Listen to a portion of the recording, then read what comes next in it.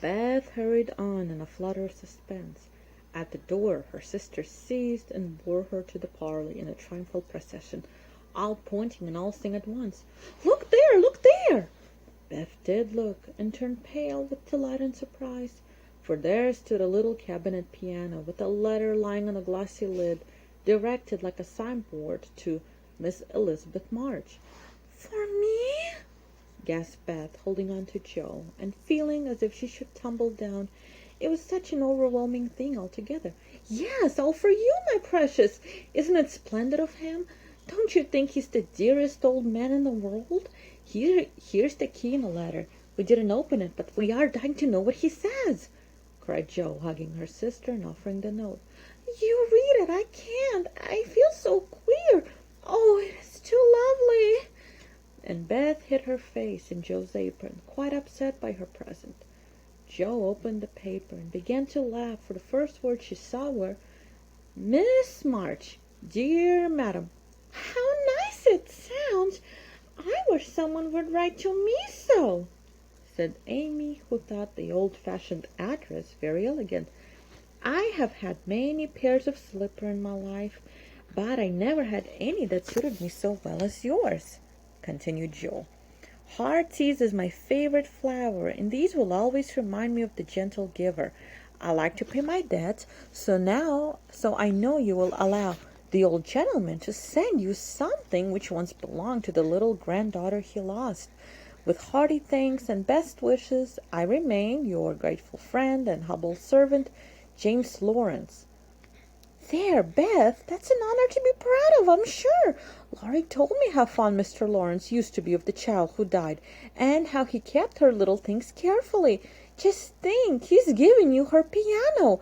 That comes of having big blue eyes and loving music," said Joe, trying to soothe Beth, who trembled and looked more excited than she had ever been before.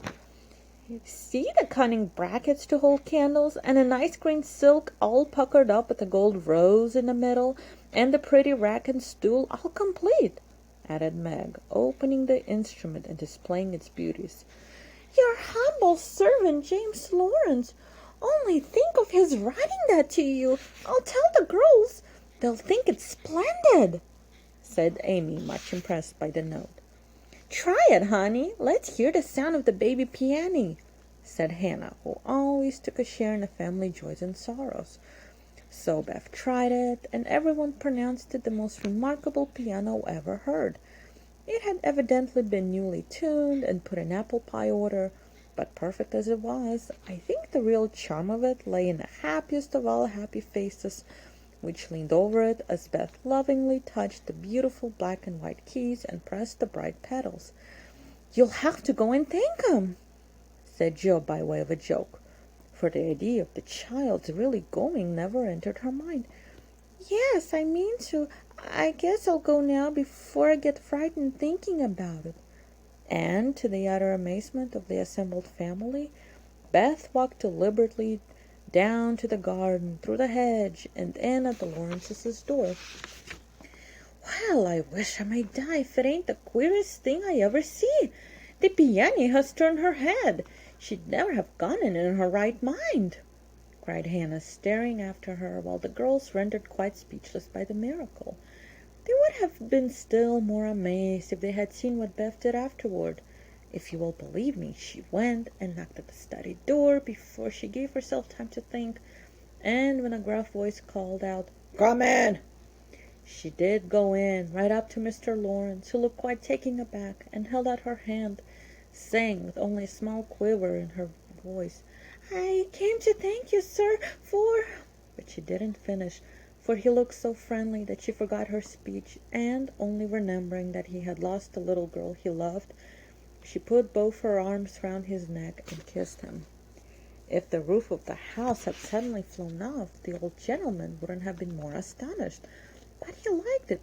Oh dear, yes, he liked it amazingly, and was so touched and pleased by that confiding little kiss that all his crustiness vanished, and he just set her on his knee and laid his wrinkled cheek against her rosy one, feeling as if he had got his own little granddaughter back again. Beth ceased to fear him from that moment, and sat there talking to him as cosily as if she had known him all her life. For love casts out fear, and gratitude can conquer pride. When she went home, he walked with her to her own gate, shook hands cordially, and touched his hat as he marched back again, looking very stately and erect, like a handsome, soldierly old gentleman as he was. When the girls saw that performance, Jo began to dance a jig by way of expressing her satisfaction. Amy nearly fell out of the window in her surprise, and Meg exclaimed with uplifted hands, "Well, I do believe the world is coming to an end!"